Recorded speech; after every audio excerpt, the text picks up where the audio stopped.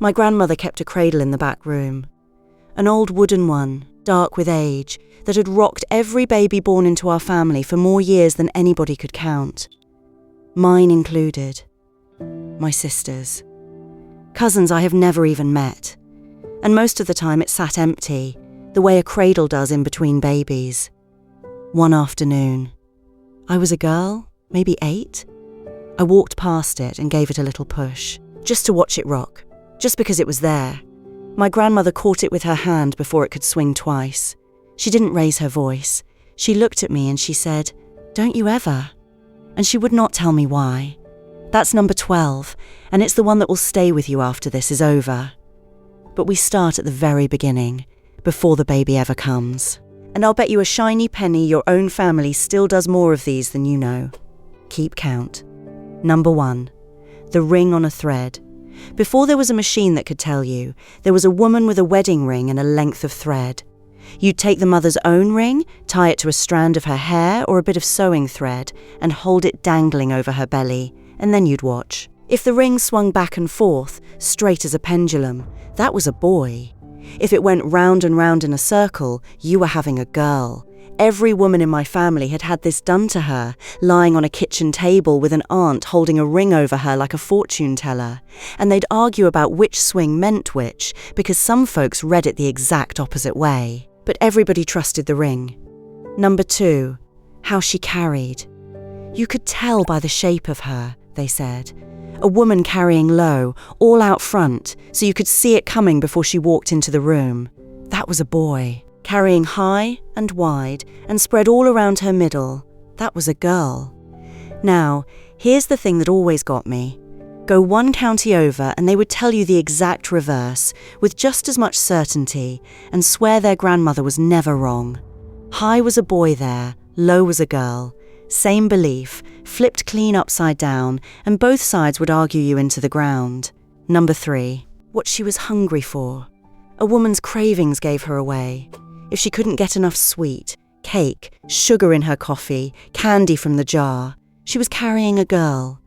The old line was that a girl steals your sweetness, so you go hunting for it everywhere you can find it.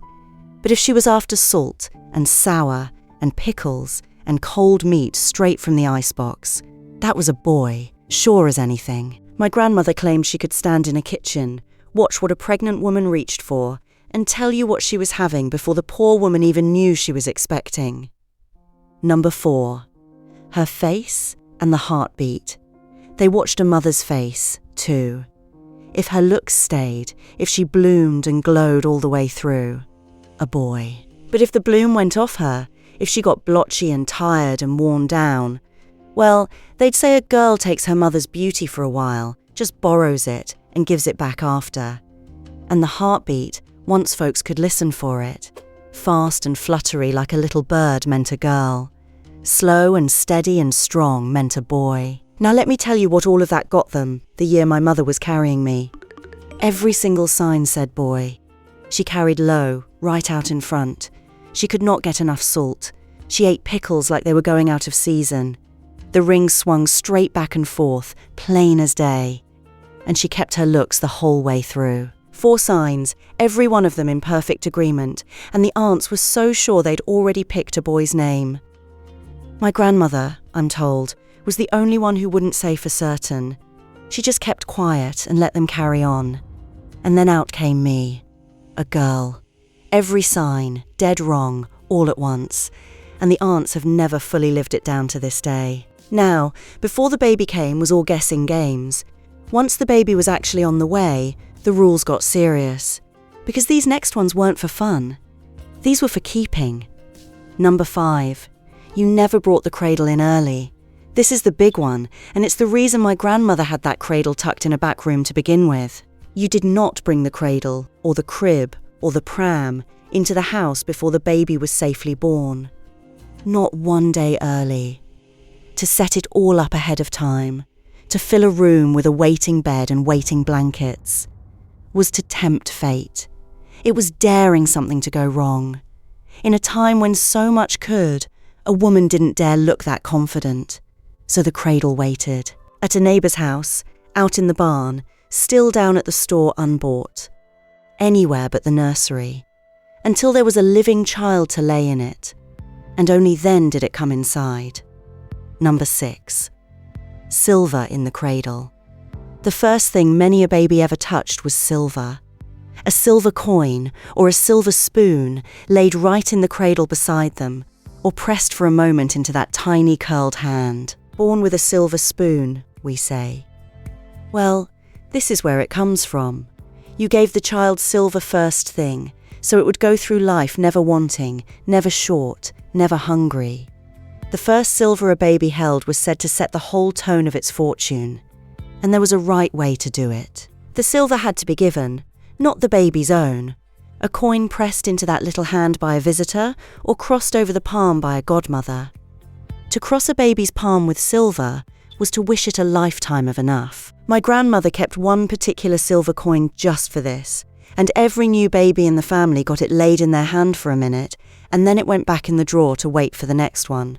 Same coin, passing from tiny hand to tiny hand down through the years. Number 7. Up before down. Here's one of the loveliest, and hardly anybody remembers it. The very first time you carried a newborn anywhere, you carried it up the stairs, before you ever once carried it down, so the child would rise in life, go up in the world, climb.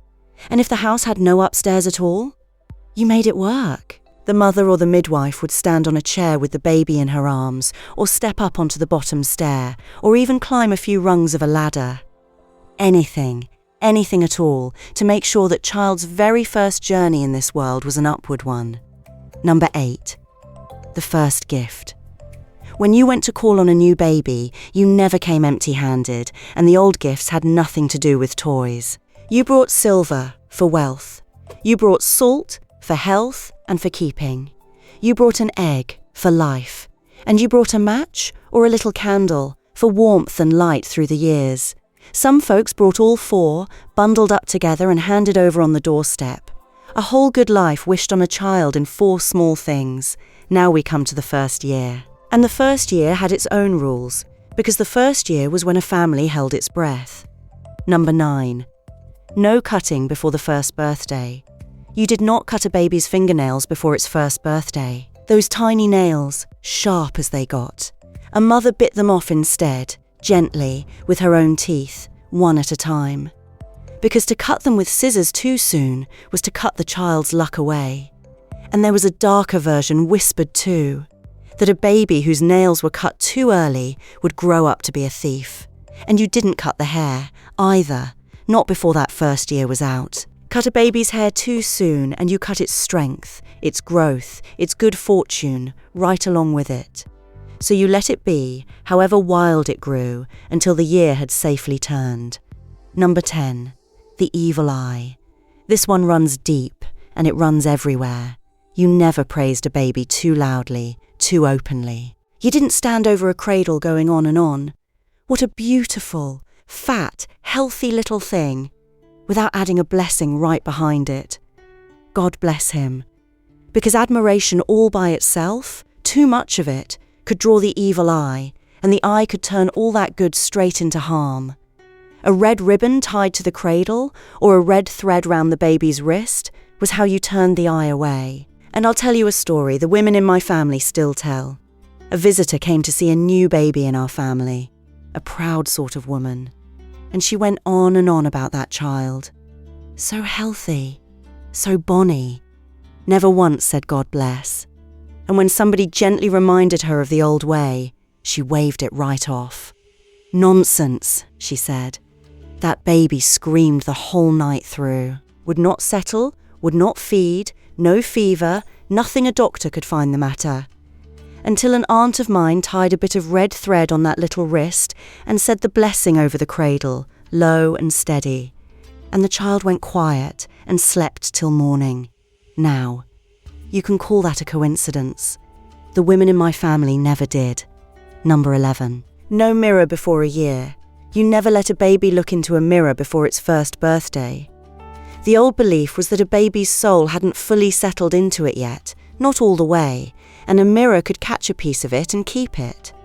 Some said a mirror would call the baby back out of this world the way it had come. Some said it would bring bad luck or hold back the child's speech. So the looking glass by the cradle got turned to the wall or covered over with a cloth until that first year was safely behind them. My grandmother covered every mirror in the house the week each of us was born, and she left them covered a good long while after. I don't imagine she could have explained the reason of it to you if you'd pressed her. She just knew that a soul that new hadn't quite finished arriving yet, and that you don't go holding a half-arrived thing up to a piece of glass that might take a liking to it. Number 12. You never rock an empty cradle. And here we are, back at that cradle in the back room, and the day I gave it a push. The rule is exactly what it sounds like. You never, ever set an empty cradle to rocking. And my grandmother's reason, which I only understood a long while later, was this. A rocking cradle calls a soul. That's what the motion is for. It's a summoning. So an empty cradle, rocking, is an open invitation. And to rock one with no baby in it is to call a new little soul toward this world before there are arms ready and waiting to catch it. Some said it plainly meant another baby was coming, ready or not. The darker version, the one said very quietly, was that to rock an empty cradle was to rock a child toward harm, or to call one who was never meant to come at all. Either way, you left it still. You did not tempt it, and my family still won't do it. I have watched a grown cousin of mine stop dead at a yard sale, reach out and quiet an old cradle somebody had set swinging without even thinking about it. It is that deep in us. So let me ask you, and I mean it, did the old baby signs ever come true in your family? Did somebody guess it right, years before any machine could tell you boy or girl? Was there a sign that hit? And does your family still keep one of these, even now? Still stop the empty cradle, still tie the red thread, without ever quite knowing why? Tell me down in the comments. I read every single one. Because here is what I've come to understand about all of this. These were not the superstitions of foolish, frightened women. These were the prayers of women who knew exactly how easily a baby could be lost. In a time before the hospital was close, before the medicine we lean on now, when a child could be here in the morning and gone by nightfall. Every one of these was love with its sleeves rolled up. A silver coin, a red thread, a baby carried up the stairs. Small spells cast against a hard world, all of them saying the same thing to a child. Stay. Please stay. And the empty cradle you never rock. That one was never really about death at all. That one was about hope. About not calling a soul into this world until you were ready to give it everything you had. About a cradle that sits quiet and waits until the day it's full again. Because it always does get full again, eventually. That's the thing about cradles. So what's your count? How many of these did your family do, whether they told you why or not? Tell me the sign that got it right. And tell me the one your family still keeps. I read every last one. Knock on wood on your way out.